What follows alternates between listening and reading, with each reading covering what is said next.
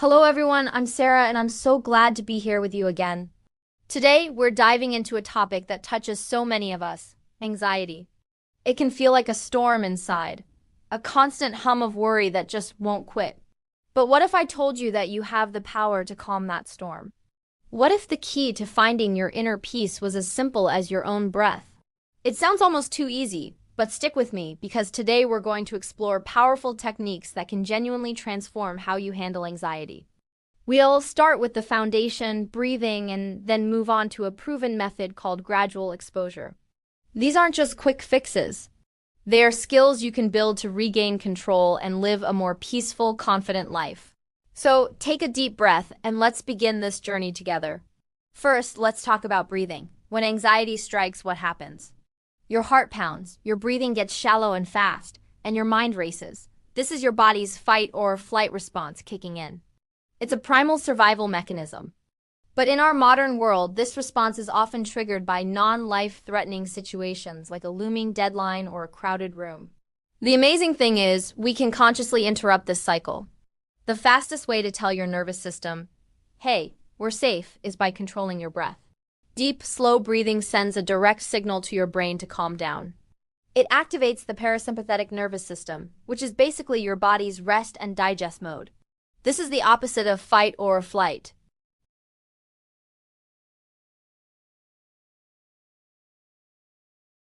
It's used by Navy SEALs, athletes, and doctors to stay calm under pressure. Imagine a square or a box. First, inhale slowly through your nose for a count of 4. 1, 2, 3, 4. 1, 2, 3, 4. Next, exhale slowly through your mouth for a count of 4. 1, 2, 3, 4. And finally, hold your breath again at the bottom for a count of 4. 1, 2, 3, 4. That's one cycle. Let's do it again together. Inhale, hold, exhale, and hold. How do you feel? A little calmer, a little more centered. That's the power of intentional breathing. Another fantastic technique is the 4-7-8 breath.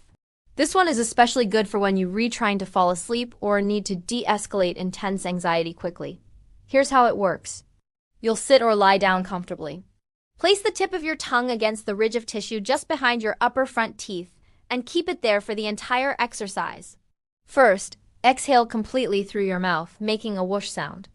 Then close your mouth and inhale quietly through your nose to a mental count of 4. Now hold your breath for a count of 7. And finally, exhale completely through your mouth, making that whoosh sound again for a count of 8.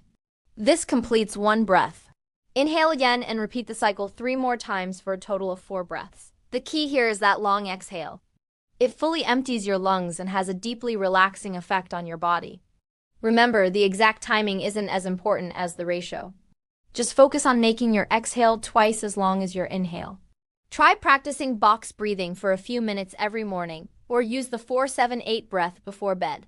The more you do it when you're calm, the easier it will be to call upon these skills when anxiety spikes. It's like building muscle at the gym.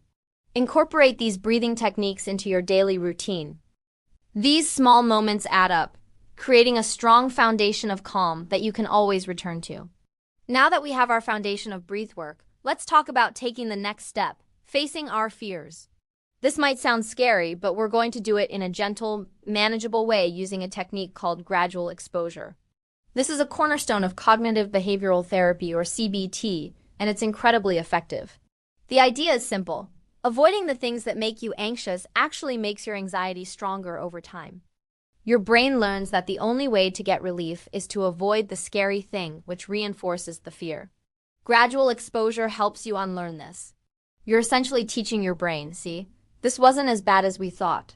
We can handle this. Let's say you have a fear of public speaking. The thought of giving a presentation to a room full of people might be a 10 out of 10 on your anxiety scale. Trying to jump straight to that would be overwhelming. So we break it down. We create a fear ladder. Your first step, maybe a 2 out of 10 on the anxiety scale, could be just writing down a few ideas for a speech. That's it. Maybe you practice the speech out loud, alone in your room. That might be a 3 or 4 out of 10. You stay at each step until your anxiety level decreases significantly. Let's continue building our public speaking fear ladder.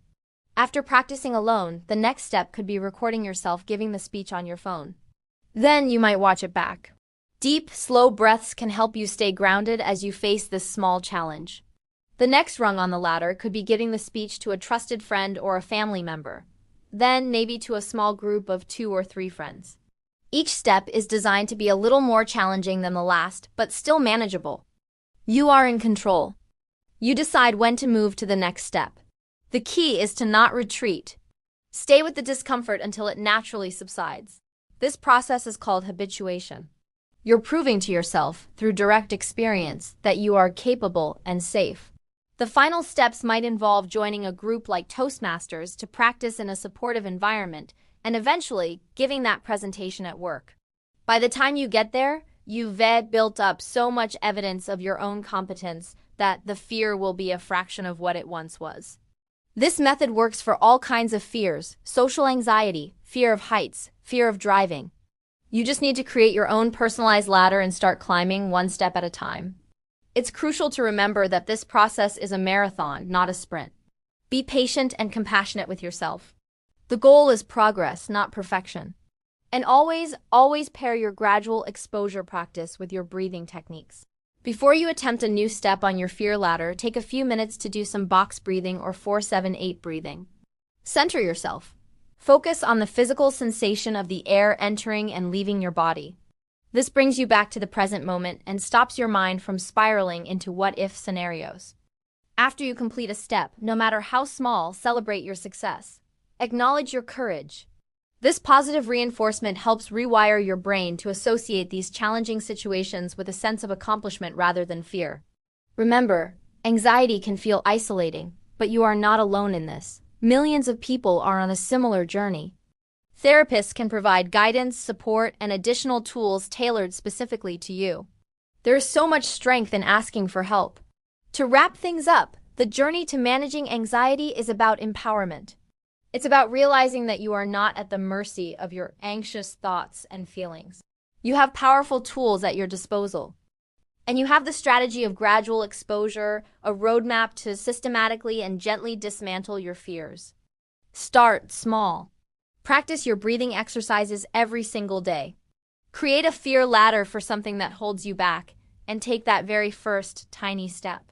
You'll be amazed at how these small, consistent actions build momentum and create profound change over time. You are so much stronger and more resilient than your anxiety wants you to believe. You have the capacity to calm the storm inside and reclaim your peace. Thank you so much for spending this time with me today. I hope you found these techniques helpful. If you did, please give this video a like and consider subscribing for more content on well-being and personal growth. I'd love to hear about your journey in the comments below. Take care, and I'll see you in the next video.